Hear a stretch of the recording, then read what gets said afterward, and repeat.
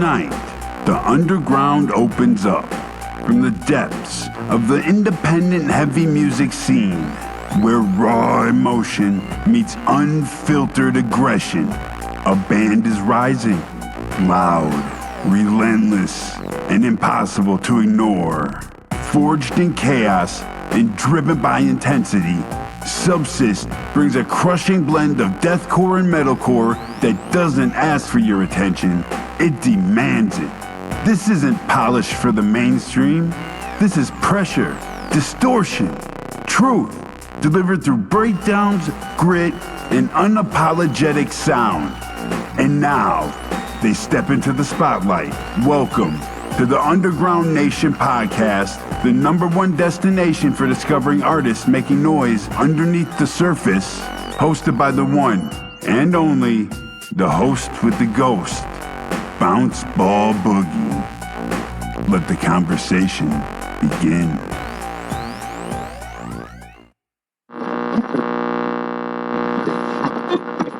Welcome back to the Underground Nation podcast, where we keep it raw, unfiltered, and real. Your host with the ghost, Bounce Ball Boogie.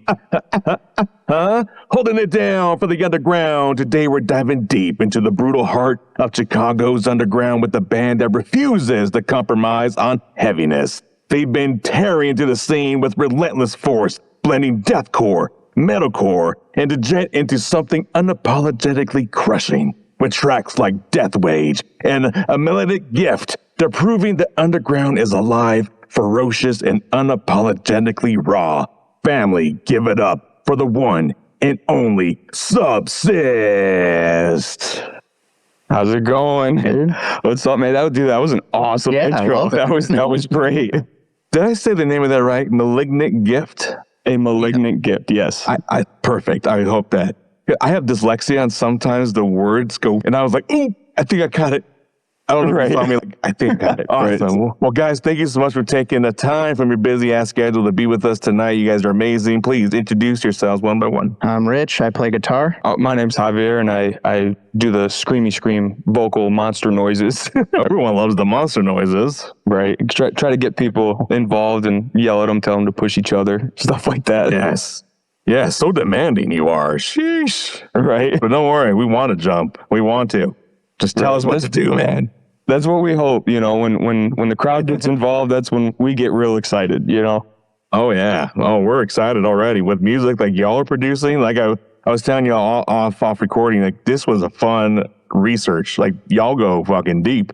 And the fucking music that I was hearing, it was just amazing. I did not expect it. When I started diving in, I was like, dude, this is getting better and better. The more I listen, the more I read, I get more intrigued. I'm like, wow, man. Awesome. Well, thank you so much. I'm glad that you're enjoying it. It's really good to hear, especially because, you know, being so heavy when we show new people our music, a lot of times it's like, what did you say? What is the guitar doing? What's the drums doing? I'm like, okay, you don't get it, but you seem to get it. I hope I get it. I feel like I'm probably just scraping the surface. I probably just stuck my finger in. I'm sure there's way more. Oh, yeah, we have a lot coming.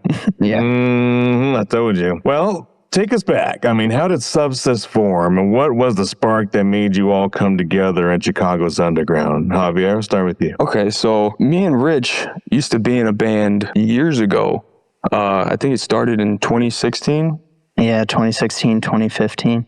Somewhere around there. It was a pop punk band, and we both played guitar in that band, so that's where we started. And we had some breakdowns, and we were kind of doing like more of like the Day to Remember thing, blending pop punk with metalcore, and that's where I started to scream a little bit. So it kind of, I guess that's where the seed was originally planted with us working together, was through that band and figuring out, hey, we like heavier stuff. You know? We're like, wait a minute, this is too light for us. Right. My soul is craving more. Always. Right. Yeah. It's like once you, like you said, once you pop that finger and you just want to keep going. Yeah, that's right. That's how babies are made. Right, yeah. You're speaking to two dads here, so we fully understand that one. Oh, speaking from experience, we are. Right. Well, that's awesome. So we left that band and said, dude, let's make a monster that's way heavier and angrier than this. Was that band sad and mad? Or was there any animosity there? No, it was more so that band was called Came Out Swinging, and it was a female vocalist. Oh. So it was like Paramore mixed with A Day to Remember. Okay. And we had one vocalist. I honestly forgot why she left. And then our second one, she ended up moving. And then after that, the band just kind of dispersed one by one. It just kind of happened naturally. So it was naturally falling apart, and you two said, "Nah, let's keep grooving." So kind of, a little bit, yeah, a little bit. So then, like, right. Javier was doing something in another project, Open Your Eyes. Yeah, it was called Open Your Eyes at the time. Yeah, and then I joined a band called Subcyst, and it was like some friends of our band that we were in together and Came Out Swinging. It was like friends of that group. Okay. And so one of them was doing vocals. I was playing guitar. We found another guitarist, a drummer and bass player. And then sometimes when you get with like younger musicians, sometimes, it's hard to find like dedicated musicians who show up constantly. So some of them just stop. You have life changes. Someone graduates college, moves to another city, and then everything just kind of falls apart. Well, that's kind of what was happening. We changed the name from Subcyst to Subcyst. So this was back in like 2018, 2019. And then the band fell apart as Subcyst because we lost our vocalist at the time. And I was like, Javier, do you want to do vocals? He's like, yeah, sure, I'll be a frontman. Yeah. It was like, put the guitar down and hop up front. So I'm excited. Wait a minute. So how long were you actually practicing being a vocalist, like training for it? I guess as I joined this band, it was like, oh, you were like, I want to be a front man. Like years and years. It just happened. Yeah. It kind of, the opportunity presented itself, and I was like, you know what? Let's take the dive and let's do it. Dude, you got a great fucking voice, dude. You got your scream is fucking killer. Thank you. I appreciate it, man. It's definitely, I focus harder and harder on it the deeper I get into it. For sure. It's hard for me to believe that you have this talent and you just were oblivious to it. Like, nah, the guitar is me. Scream, dude. That's basically the conversation that we had. He's like, dude, you are a front man with a guitar on you. Just put the guitar down. And I'm like, okay. Do you ever pick the guitar up and sing with the guitar on occasion? Yeah, so that's kind of what I was doing with Came Out Swinging, is that's where I would start screaming, but it was only like a few lines here and there, or like, me and the clean singer, because she was a female, just didn't have screams, just couldn't scream. So I would take the screams over. So we kind of go back and forth. It was almost like a dual vocalist thing, but I wasn't screaming for more than 10, 15 seconds at a time, Yeah. Got it. But just enough for Rich over here to be like, yeah, there's something in that, guys. Yeah. There's the monster within. Yeah, because you can also kind of tell based on influences that he likes. So he's like in that metalcore, deathcore realm too. Yeah. And I'm like, you got a good scream for Came Out Swinging. And if we didn't release anything like from like some of those first initial songs we wrote together, because we're the main songwriters. Yeah. Because he still had like the Came Out Singing scream, because it was a little different for pop punk. And then he was just able to, it was like one day he flipped a switch, and now he's like in the metalcore, deathcore realm, and it was awesome. Yeah. So we're like, go with it, go. Monster. Right. Wow. Yeah, I think if we're getting technical with it, I used to do cry screams, and now I'm doing like more false chords and gurgles and zombie noises and stuff like that, which is it's just so much fun now. I love it. Yeah, it looks like you're having fun. I mean, I've been enjoying it. I mean, the vocals really bring everything else to life. Sweet. That's awesome to hear. Let me say that back. I can't see the life because the band itself is fucking dope. I mean, that shit is heavy. But the vocals itself, I'll say, is the cherry on top. Sweet. Sweet. That's the best way to that little kiss. Woo, yeah. Saturday night just got spicy. Welcome to the Spicy Ice Cream Party, going down every Saturday night at 10 p.m. Eastern. Grab your favorite ice cream, stack your toppings, and pull up with your host with the Ghosts, Bounce Ball Boogie. This isn't just a party, it's a music showcase, a place where new artists get heard. For just 99 coins, your song gets played live for everyone to hear. No algorithms, no gatekeepers, just real ears, Get a live review from Bounceball Boogie and the creatures of the Boogieverse. And if your track hits hard, you might earn a personal invitation to a spotlight interview on the Underground Nation podcast. New music, real feedback, real exposure. This is where the underground gets discovered. Spicy Ice Cream Party, every Saturday, 10 p.m. Eastern. Pull up and let the Boogieverse hear you. Your sound has been described as no polish, no compromise. What does that philosophy mean to you creatively and personally? No polish, no compromise. I think it's just we do it how we want to play it, and that's just kind of how it's been, because everything we've done is released, produced, and mixed in-house. So Javier does most of in-house? Yes. So Javier does all the mixing. This is the studio. So we're in the studio recording, and I'm looking at my little setup that I have. Mm-hmm. So everything is done pretty much through this room in the basement. Yes. You said the key word there, basement. Right. Exactly. No one ever talks about the basement. Oh, the basement is where everything gets started, man. It's my favorite. Are you saying there's a whole freaking mad laboratory behind that curtain? Basically. This is just a wall, but yeah, if we behind the curtain wall, the little bit that we have, we can make it look like a mad laboratory for sure. Oh my gosh! Do not look behind the curtain. Right. You'll be traumatized. Right. You will be, because you'll see guitars on the floor and be like, "What are you doing?" No, I'm joking. not my guitars. Yeah, no. Maybe pick them up. But yeah, I think a lot of that no polish term kind of comes from just learning everything ourselves, and the no compromises. We do a lot of it off of feel. Mm-hmm. And not necessarily going after the big sound right now. You know what I'm saying? So we see a lot of things start happening because we have tried to introduce some of those elements in our songs before, with the DJ scratches in Death Wage. Mm-hmm. That happened on accident, and then we're like, oh, there's a lot of bands doing it. Maybe let's just keep it and do it. But it was more it happened on accident. It felt right. Let's keep doing it, So the universe is part of the band too. That's awesome.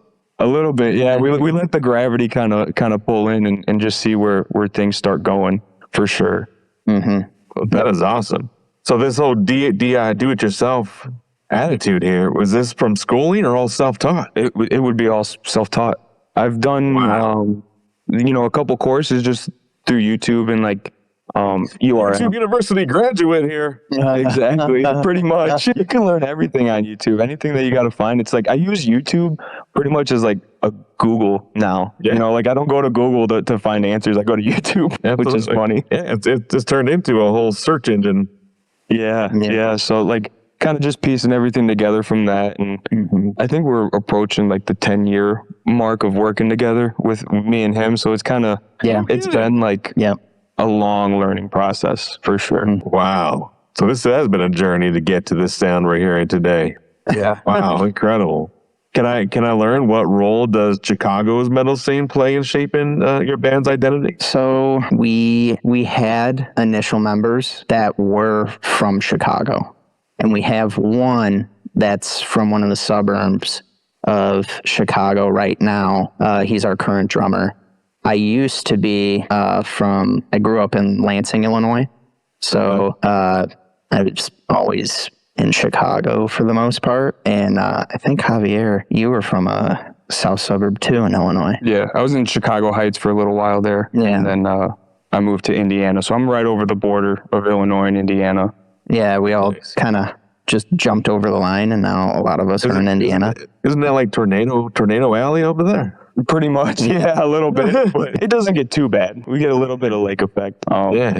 I remember I had a friend over there who lost her freaking roof to the house and something from a tornado, and they were dealing with the insurance company trying to get them to pay out to fix the roof that flew out in the tornado. And I was like, I'm sure they're overloaded with everyone else that's complaining about their missing roofs. Fortunately, there's a lot of guys out here. They know what they're doing, so it seems like they're keeping the roofs down right now. So there you go. We'll keeping them down intact. Right. But yeah, as far as the Chicago scene's concerned, most of our first gigs were West Chicago and Illinois based. So a lot of our early friends in these other bands in the local scene, they're all from Illinois for the most part. And now we're in Indiana making some moves. We've been up to Wisconsin a little bit all over the place slowly. We're expanding.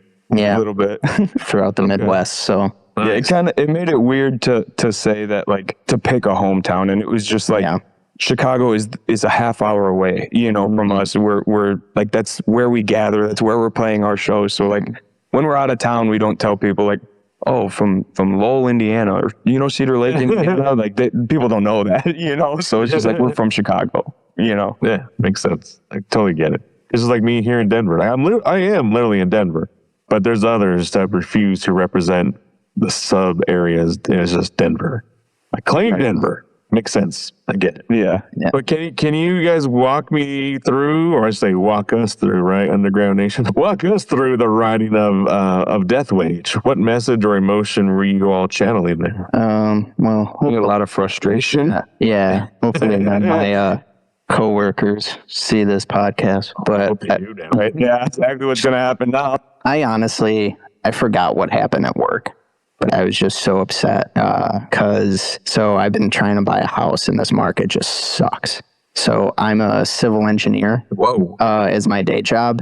And it's hard just getting a house, even when you're working as a civil engineer on your own, even in Indiana. So I was just fuming at work one day because I just kept getting handed some nonsense at work for some reason or other. But so then I took a break, and within like 15, 20 minutes, I had lyrics for a full song, and I was sending them to Javier. So I was like, we need to do something with this. And then we met up at his house probably like a week or two later, and I'm like, okay, I kind of have an idea for guitars.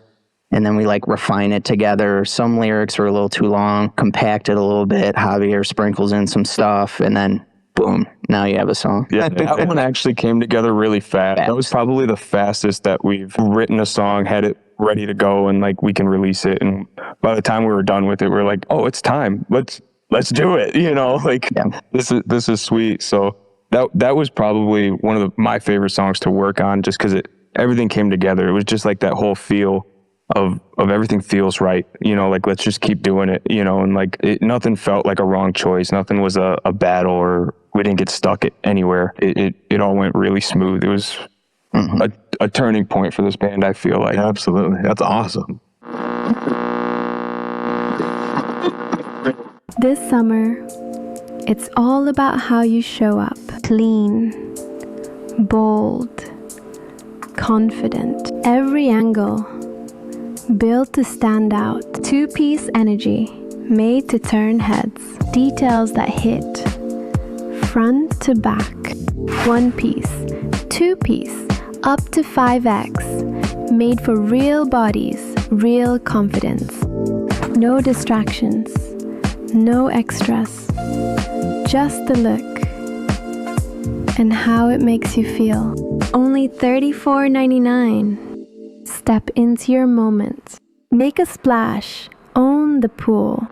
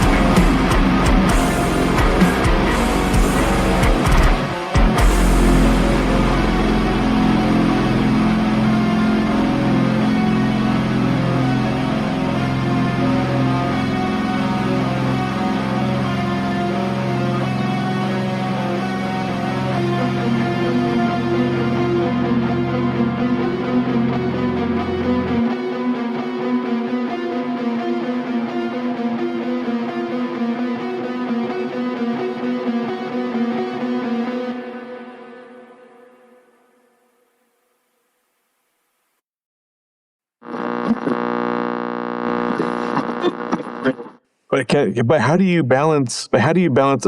Aggression and technicality in your songwriting? I honestly don't know. It's just a natural what it is, and like Just ride the wave, man. yeah, Ride the wave. because there's two different approaches, and so rarely have lyrics came before the instrumentals. For that song, it was lyrics before instrumentals. So the lyrics and how we had kind of planned on saying them and accenting them kind of drove how the instrumentals were going to go. And then if we struggled on an instrumental, we would map out like some drums for a section or something, and Very then cool. right to that. It's definitely a different process. It is. You know, It is. It was that weird turning point where the process changed, and we're like, whoa. Like, what are we doing? Like the song almost wrote itself. Not that it did, but like it went that smooth to where you're like, oh, Yeah, I like that. why is it going so smooth? Like, there should be a bump in the road, but it's working out.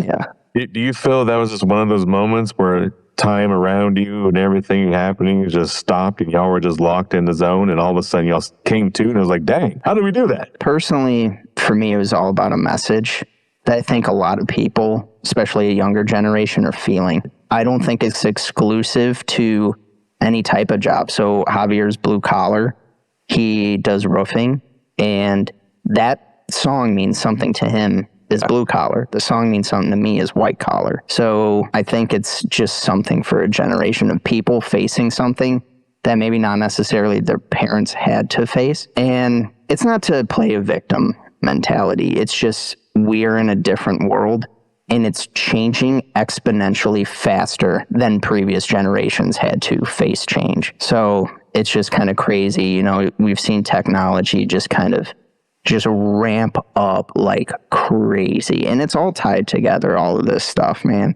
Like, I've slowly been leaning into some stuff about AI. We've been working on an intro for that kind of crap. And so I could go on all day about this stuff and just like make like a little yarn diagram connecting everything that we talk about in the songs. And how it relates to our everyday lives and stuff. But yeah. Well, that'd be really cool. Would you ever do that like for subscribers or like someone that goes on your Patreon or something like that?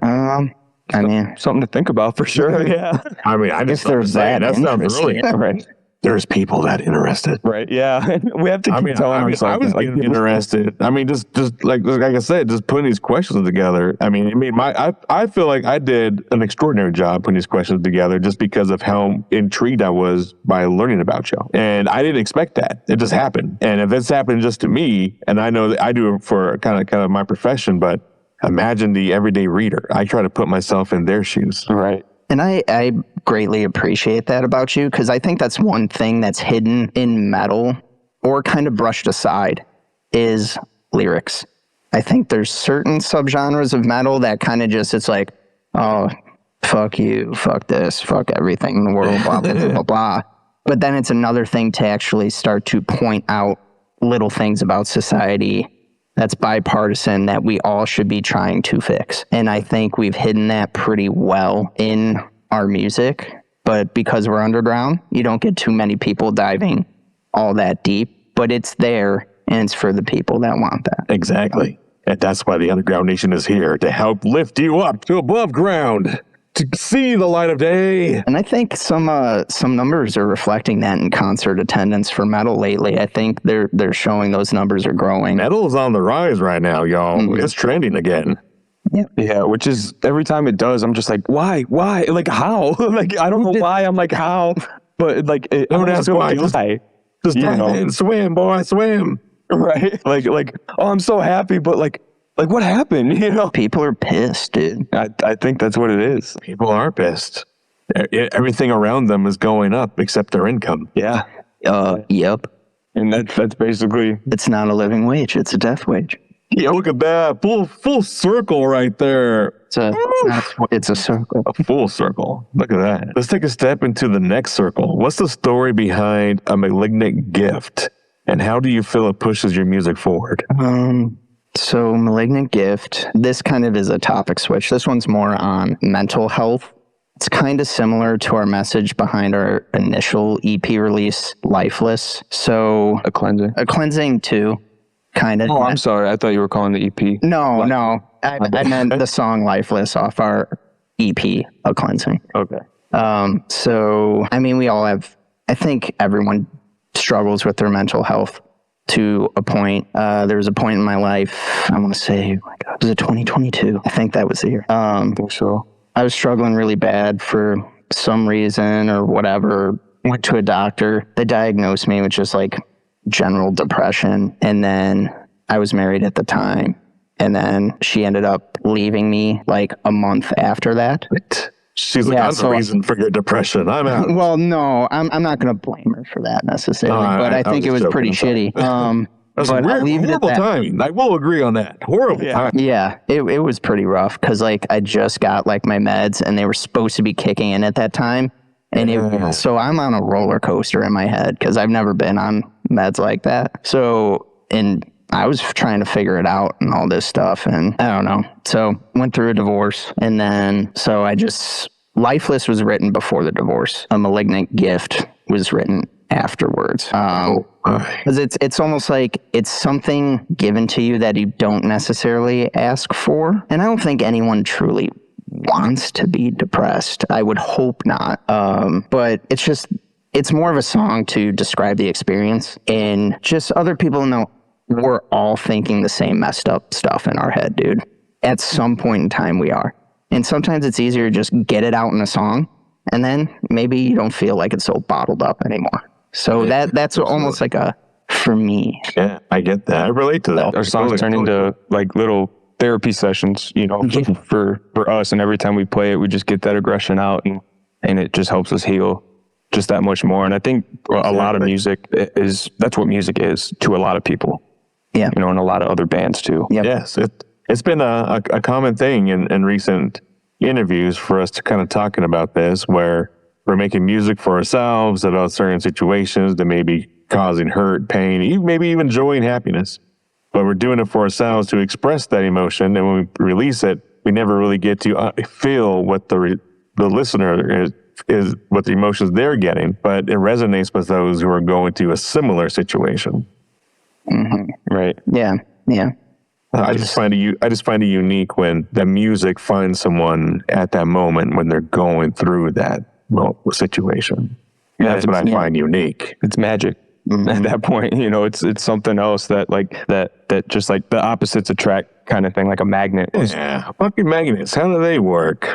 Right? I don't know. When you think of your live performance, what kind of experience are you aiming to create for your fans? The tone is like very energetic, but also semi-depressive. But I think the most prevalent one is energy, because in our music, there tends to be actually a good amount of bounce. Like I would say, like in the earlier tracks, Death Wage, there's some, and Malignant GIF they're just a little different because we've slowly evolved our writing, kind of, and you can kind of start to see that as we mature within whatever subgenre we're writing in. So that's just kind of my 2 cents on that. It gets a little hard to put us into a genre sometimes. we change so much. We're like, yeah, we're deathcore, but we're also kind of metalcore, but we're not quite metalcore, Like we don't quite have the melody of metalcore, Yeah, got it. Yeah. So then at the end of the day, I said, what genre are you in? What would be the official answer? I think we're leaning more on the deathcore side now. It was like our first song, A Cleansing, was pretty deathcore. It was almost like Thy Art Is Murder-ish. And then we kind of had like metalcore, deathcore line. And now I think we're going back towards deathcore, but with more like gent elements are starting to be introduced. Yeah, and as the genre of slam is like evolving, like that's also kind of what we're starting to hear. People are like, dude, you guys are so slammy, and I'm like, is that the term? Like, are we slammy? Like, slammy. I like that. I like that. But it sounds like you're walking a line here, deathcore, metalcore. In your opinion, what's the most misunderstood thing about the deathcore, metalcore genre? I think the most misunderstood thing is that it's not just noise. Like, yes, it's noise, but like that it's so much more than what scratches the surface and what you get at face value when you start diving into it. Like, I had somebody at work the other day, they saw a TikTok pop up on their phone, and they're like, hey, it's you. They're like, I didn't understand a word you said. And they're almost kind of like trying to poke at me or whatever, and they go, what did you say? What did you say? And as if I didn't have lyrics there. And I told them what I said, and it was the line from it's clergy. The sins of the fathers are passed down to the sons. And the look on their face was just like, oh, like you are saying something meaningful. And like they almost like felt like an asshole for trying to make fun of me for it. And they're like, oh, it all clicked to them that it's not just me screaming into the microphone. It's all the frustration and anger and everything that's built up that makes this thing that we call deathcore or Subcyst, Absolutely. Very cool. With that said, how do you handle criticism from people who don't get it, who don't get your sound? Cool. Just is what it is. You're gonna have haters. Water off a duck's back. Right. I always say, I'm always like, yeah, it's not for you. You don't get it. I'm like, you just don't get it. And then they're like almost offended that they don't get it. What's there to get? And I'm like, yeah, keep asking. Yeah, it's obvious. Right. Yeah. So I think there's an element to that, and like the criticism and haters. I think there's a lot of just people that don't realize what they're doing, especially like as they're commenting on videos and commenting on posts and things like that. Like somebody had left a comment about our song Death Wage on the video and said something about our production just sounds like everybody else's production and that this is so cookie cutter. And my response to it was, I was like, oh, I'm sorry that you think that way. But then I listed out like exactly how we ran our amplifiers and recorded our amplifiers, and like how I'm blending two different cabinet signals together. And I was like, it really is a lot more than you're seeing. And then they ended up commenting back and like, that's not what I meant. I feel like an asshole now. Like, that's not what I meant. The song is good. I'm just tired of hearing the same thing. I'm like, I don't think it's the same thing. Like, I don't think that you listened to it, because I don't think that it sounds at all the same to anybody. Because that's another thing that we talk about a lot, is that like we don't know who else we sound like, Well, that's the thing too. I have a push-pull with that relationship. Like, why does everyone have to reinvent a genre? I don't quite understand it. Like, I've heard so much stadium country music and people keep eating it up 24/7. So I'm like, is it really like, is it that big of a deal that we didn't reinvent something? The song was about a message. Yeah. So you were about more of the sound. Okay, dude, cool. Appreciate you. All right. And at least he took the time to listen. And that really all I can ask for is if you just give a few seconds of your time to listen. And if you decide it's for you, that's fucking awesome. And if it's not, well, no harm, no foul. Yeah, absolutely. Yeah, absolutely. Everyone has an opinion. Yeah. Yeah. Just like everyone has an asshole, right? There's a bunch of them. Looking for bold, high-quality merch that hits harder than your next show? At Smoke and Barrel Apparel, we fire up the best in screen printing and promotional gear, crafted for bands, artists, and creators who refuse to blend in. From shirts to banners, from tour drops to custom promo runs, we've got your back with the best prices around. Learn more today at Smokin. That's SMOKINBA.com. Official sponsor of the Underground Nation podcast, supporting the heartbeat of the underground, one print at a time. Contact Ryan Chavez for more information. Smoke in Barrel Apparel, where your brand meets the barrel. I mean, every band has struggles. What's been your hardest obstacle so far, and how did you all overcome it? I would say honestly, the biggest obstacle was just having band members that were ready to do this with us and like ready to be serious and start, like when we book a show, like showing up to the show. You know, like it sounds so basic, it's so simple, but like that was you have to want it. Yeah, and that was the hardest thing, especially because we want to do the blast beats and stuff. So it was like finding a musician that's up to par and that has the time to do it. So for the first, I want to say three or 4 years of working on this project, we probably played a total of 6 shows with the same lineup. And now we got our new bass player, Lucas, and our new drummer, Douglas, last year in about December or November. So we got show ready in like 30 days and played our first show with them last December, at the end of last December. And then we're finally able to start like really playing shows and hitting it. So it was, once we got those guys, everything kind of, more doors started opening. We're able to take more opportunities and get ourselves actually prepared. You know, I think before it was almost like we're trying to, not necessarily that we're trying to run on luck, but like trying to run on just like, everybody, can you just please like hopefully be there and show up and make it, you know? Mm-hmm. And now I think we have guys that really understand that there's not luck, and that luck is just when preparation meets opportunity. And like they understand when opportunity comes, like, let's be prepped. Let's do this. Let's be ready. Exactly. I love that, dude. Preparation meets opportunity. Yeah. I think absolutely. That's an excellent song idea right there. You caught it here. Yes, absolutely. And I'm serious. Put that on a shirt and I will wear it. Sounds good. I mean, if you think about that, that's almost a universal thing. And whatever it is that you are as a person trying to achieve, you got to stay prepared, because you never know when the opportunity would present itself. Yeah. Mm-hmm. Yeah. I think our first time really feeling that was when we got asked to open up for one of our mine and Rich's favorite bands, King 810. And it was right in our hometown. And that was like, oh, we're prepped. We're ready. Yeah, let's sell the tickets. Let's do it. Like, and everything came together. And that was like, we had the conversation, like, let's keep this mentality and keep pushing forward. Mm-hmm. Like, this can happen maybe, you know, hopefully, fingers crossed. Yeah, absolutely. I find it crazy sometimes when I hear bands or hip hop artists or don't like to go out and sell tickets. And I'm like, dude, if you have an audience, it shouldn't be that worrisome. And if you don't have an audience, it's going to help you build one, because now you're making connections and you're being forced to build go out and network or whatever. Yeah. Mm-hmm. And 9 times out of 10, I find that just like going to the mall and just like going to Hot Topic and looking for people that look like metalheads that might want to come to the local show that King 810 is going to, like they'll buy a ticket for $15.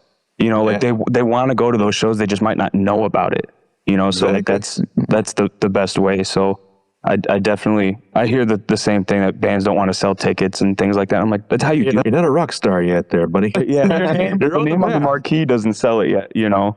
You're on the path, but not there Be yet. humble. Yeah, exactly. Sit down. Right? A little bit of Kendrick. I don't think he caught that one. I don't listen to too much rap. I have a jukebox in my brain, and as soon as I hear keywords, I just hear the song in my head.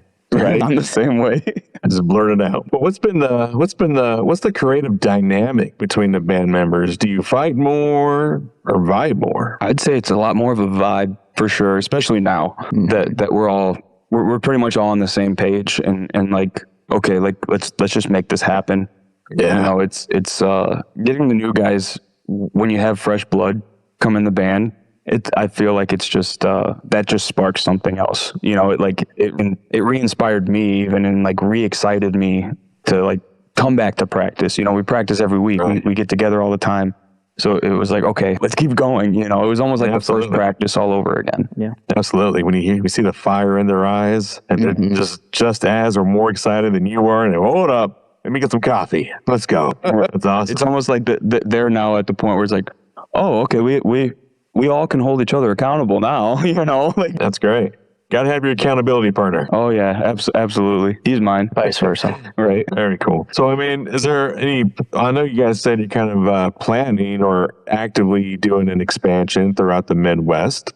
Has there been any talks of forming a tour or joining a tour? Well, we're trying to do maybe a couple weekenders coming up. It's a matter of finding like certain bands that we want to ask, because how it's going to be for us right now is we have venue contacts, but then they'll probably ask us to build the bill. So then we have to be familiar with that region's local artists, how they do, because if we just start to go into a new territory, and then we could end up shooting ourselves in the foot, because then the only people that are listening are other bands, which isn't necessarily a horrible thing, because we're used to that. You know, everyone goes through that grind at some point where they just spend like tons of time playing a bunch of shows to only family and friends. So Yeah. it's just part of it. But it seems to be working pretty well, and the bands that we do meet up with, like in Wisconsin and such, Iowa, and they've been very, very hospitable to us, and they've really understand the value of building a local scene. And it seems more prevalent in certain communities versus others. So we've been learning that as we've been branching out more and more. That's awesome. So we've definitely been talking about tours and going back to a couple places that we've already hit. So hopefully something we'll get put together very soon. Yeah, that'd be really cool. Would you ever consider like putting some money together and buying a slot on a tour that's already planned out and mapped out with a headliner? I think I would consider it. I guess it would just depend on who it is. Timing. Yeah, basically. Yeah. You know, like I've been told before, cause I've gotten offered in a previous band to buy onto a tour, and somebody had actually kind of told me against it, because they're like, well, then you will always be the buy-on band. It's hard to get past being the buy-on band. So like, that has been in my head. I haven't had the offer since, you know, so I'm like, I don't know. Get that out of your head, man. I mean, think about it. You're going into new territory with someone else that's already kind of mapped it out for y'all. So you're already kind of took that out of your workload. But I mean, this gives you the whole new listeners. And for someone to say that is just crazy to me, because how do you think that headlining band got there? They went through a similar situation. And see, this goes back again to the plan. There's no plan in place. There has to be a plan. If we're just throwing money at things that we think is right at the time, I mean, that's when bands get burnt out and frustrated, because they're not getting the results they wanted. But if we map out what our actual goal is, what do we all want to achieve, and we're in agreement, now we just got to map it out to get there. Talk about the unforeseen risks, those, you know, the uncomfortable conversations don't want to talk about, like, what if this happens? How do we pivot?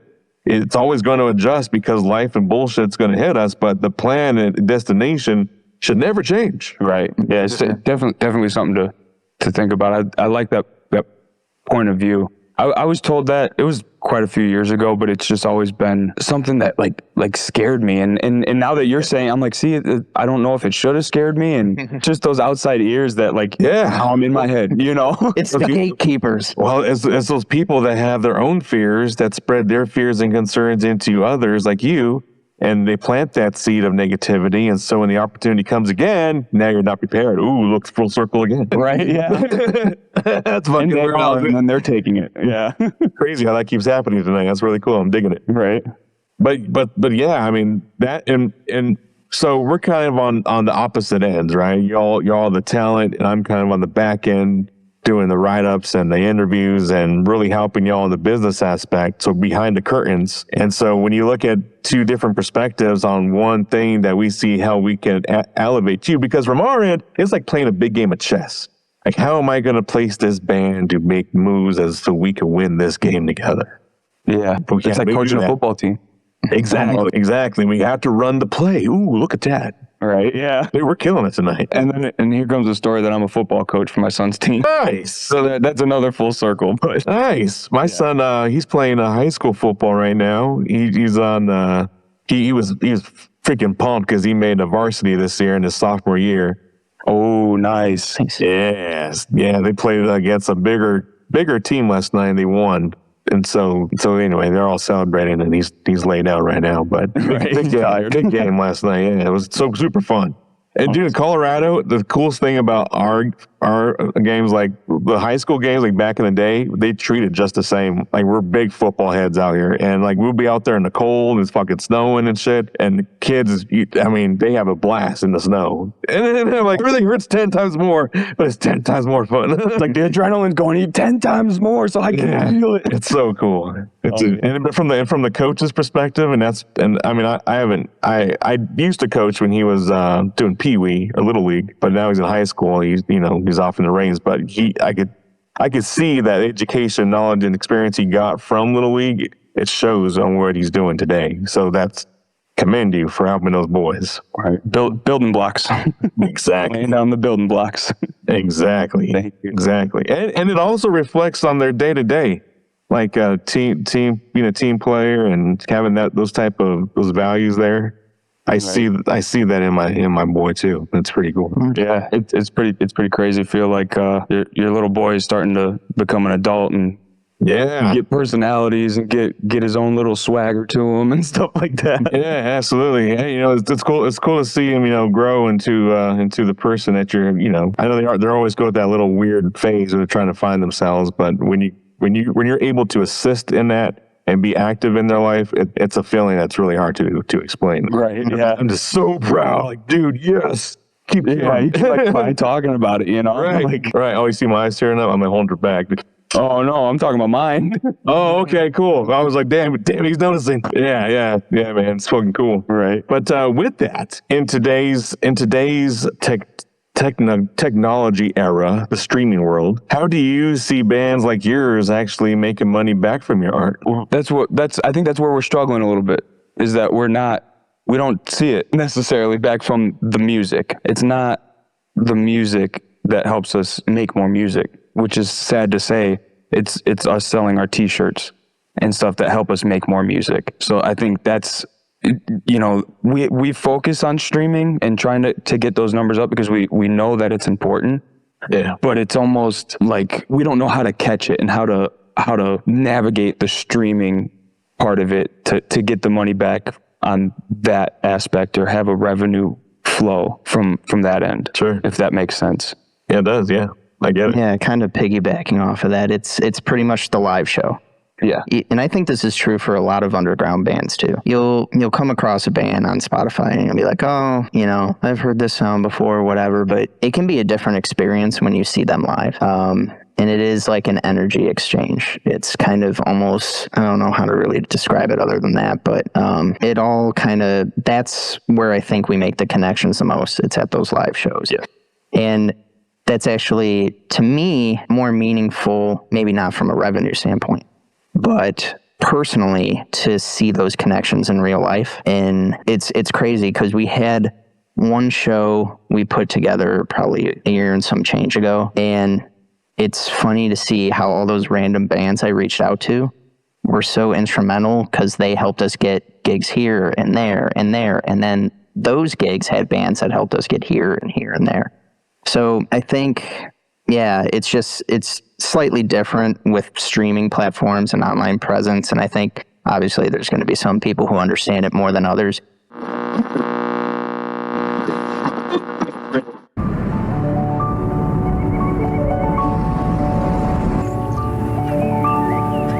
Hello, you. Hello, new. Hello, early. Hello, pump, push. Hello, energy, effort. Hello, movement. Hello, goals and real swole, the best you've ever looked.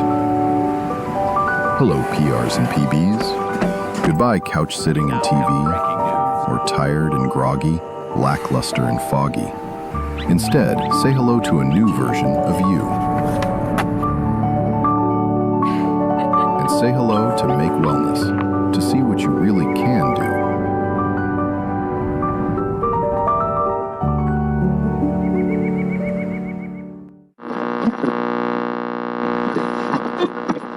And it depends on the bands too, because I see a lot of bands that have good streaming numbers, but they are not the best, but they are like meme bands. They've got their streams because they're in this world where you're pursuing that TikTok moment, that Instagram reel, that all that stuff. And we obviously got to try to play that too. Kind of, we've done it with Death Wage because there's like a Will Ferrell quote in there near the beginning. The Anchorman quote. Yeah, from Anchorman too. And like we get it. But that quote wasn't necessarily because we were necessarily pursuing that kind of a moment. It fit the song because it resonated with Death Wage. It's about getting a paycheck and keeping a gun out of your mouth. Yeah. So, I mean, it all fits the message. And it's always funny how some of the darkest messages are coming from comedians. They just have a different kind of brain, dude. And I love it. I'm here for it. Yeah, absolutely. So, but yeah, that is kind of the catch-22 right now, breaking out of that shell.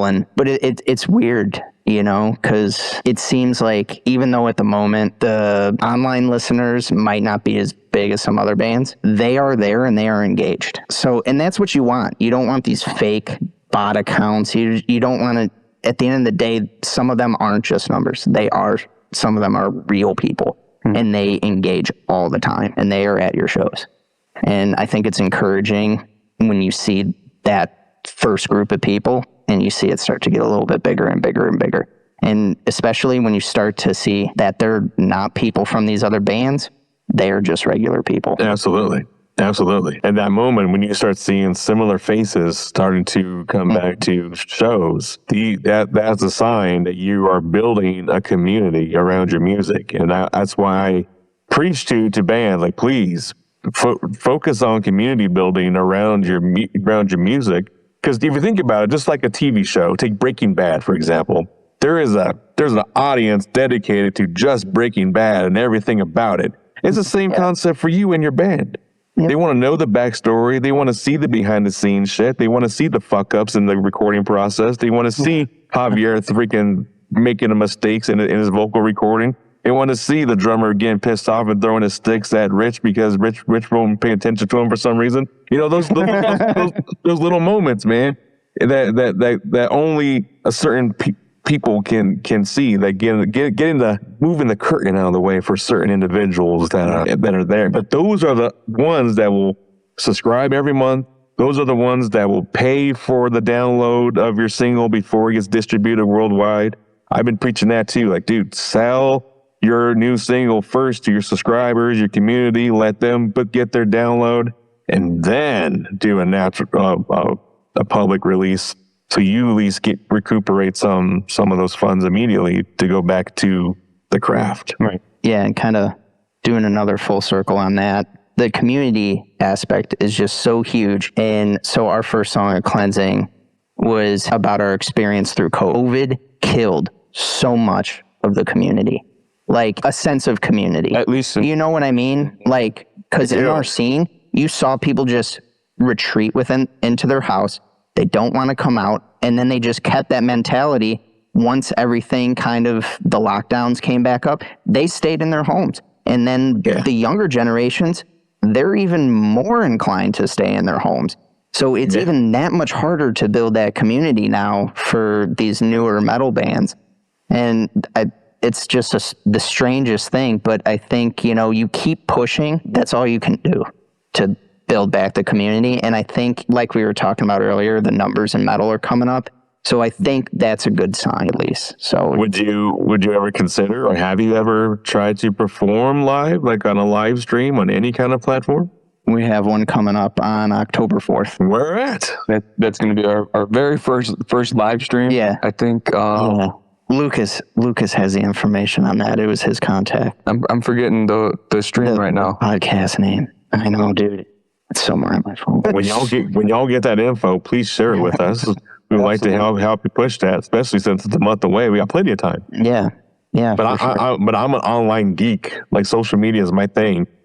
So that you bring it up, the pandemic, bro, almost took me out. Not because of COVID, but first I was invested into venues where we were doing like charity events. I was still having to rent the venue, but they would give me, a discount because it's a charity event. So I wasn't bringing any money in. Mm-hmm. I was having people bring cans of food and clothing to come see the show. Anyway, when they closed up shop, I didn't get none of that money back because I simply didn't have contracts in place. I was just, doing business on a handshake. But I also didn't expect for them to close up. It just happened. Yep. And I don't think they planned for it either, because they never reopened. They all had boarded up windows. Like, literally in downtown Denver, there were so many boarded up shops. And to this day, there still is boarded up shops, and they're still looking for people that have an interest of opening up a retail store there. And I'm like, bro, it's so expensive for one. And they're making more money online than they ever will in that retail storefront.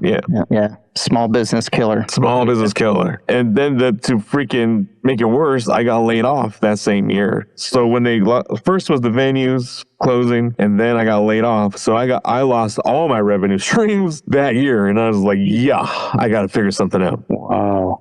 It's just wild to hear all these stories, man. You always meet someone. Well, that's when I went full throttle with my buddies here at Underground Nation magazine, and we went ape shit. That's awesome. We went gorilla mode. I love that, dude. I love that story. Mm-hmm. That's awesome.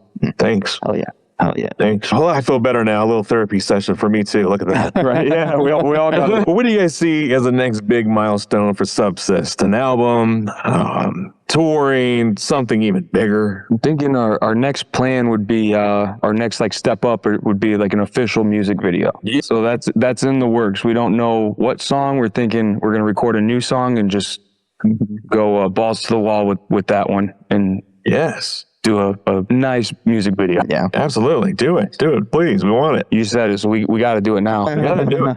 Because one 3-minute or 2-minute music video will give you endless short form videos you can put up as reels and your TikTok and all that. Right. So it's a 2-in-1. Yep, and that's been our conversations lately. Yeah, the last couple of weeks have been trying to put that together. So hopefully within the next couple months here, we'll have something for everybody. Mm-hmm. That sounds fun. I can't wait to be there.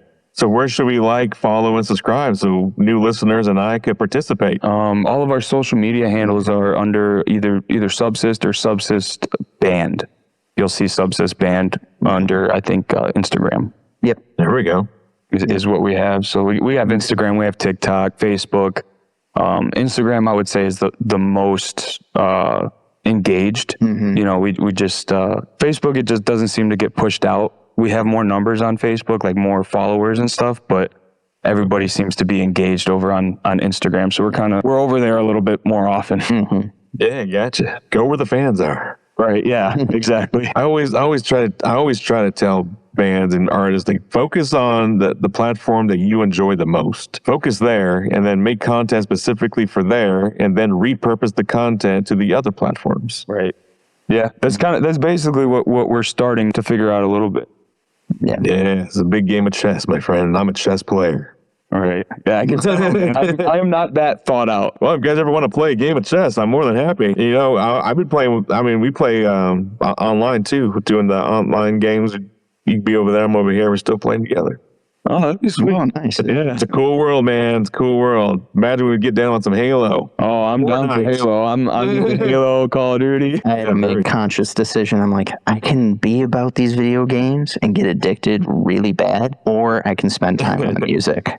So I really toe a line, and if I'm playing video games, I focus on just one game, and I just do a little bit of it here and there, and that's all I can do. So right now, it's just been Elden Ring because I hate myself. So good, dude. It's so good. That's all I do if I'm playing video games. So. Very cool. Elden Ring. I never got into Elden Ring. I did get into Diablo. Diablo I enjoyed. I've been playing Diablo since I was a kid, though, on the freaking computer, but it didn't look cool. But I got into it in Diablo 3, and what was that, 2012 or something like that? I have no idea. Yeah, something like that. But nowadays, I only play games if I, someone out there invites me, and then we got time, or I'm getting paid to play the game. Right. That's been my favorite. Yeah, I wish. Yeah, I would do it too. Yeah, what can happen?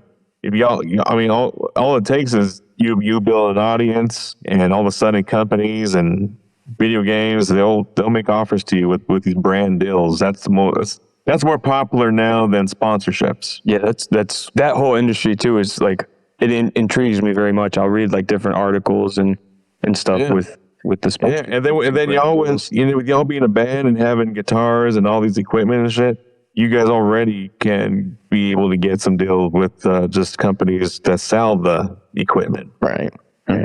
Dude, I would love for you to do horror, and then they're like, Javier can't do falsetto, and then I'm like, oh my goodness, Javier does falsetto. Very cool. Well, guys, before we close out, I want to give you all the floor. Subcyst, what advice would you give to your fans, the ones riding with you in the pit, and to new listeners who are just discovering you for the first time tonight?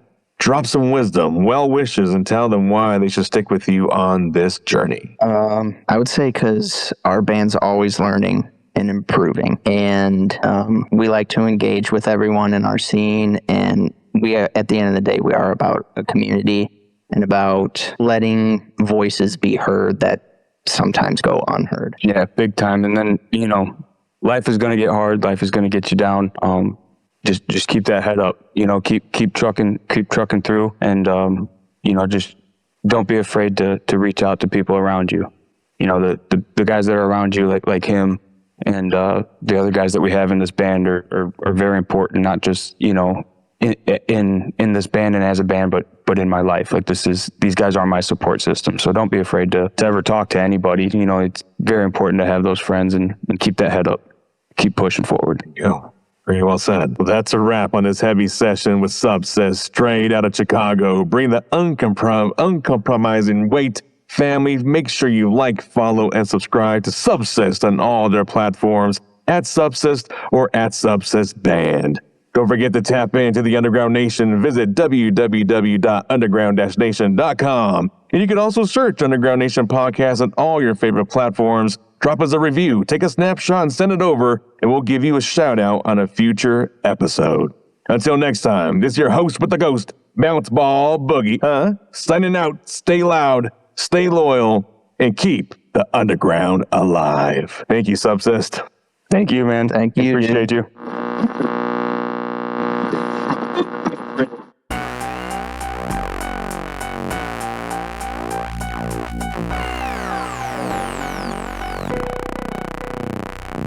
That was Subcyst, bringing raw energy and real perspective to the Underground Nation stage. If you felt that sound, if you connected with their message, don't stop here. Make sure to like, follow, and subscribe to Subcyst on all social and streaming platforms. If you enjoyed what you heard today and want to discover more incredible bands making serious noise underneath the surface, visit underground-nation.com. And if you're a band, an artist, or a creator with a story to tell, this platform is built for you. Submit your information now to ugnpodcast@gmail.com. You could be next. Until next time, stay loud, stay real, and keep your ears tuned to the underground.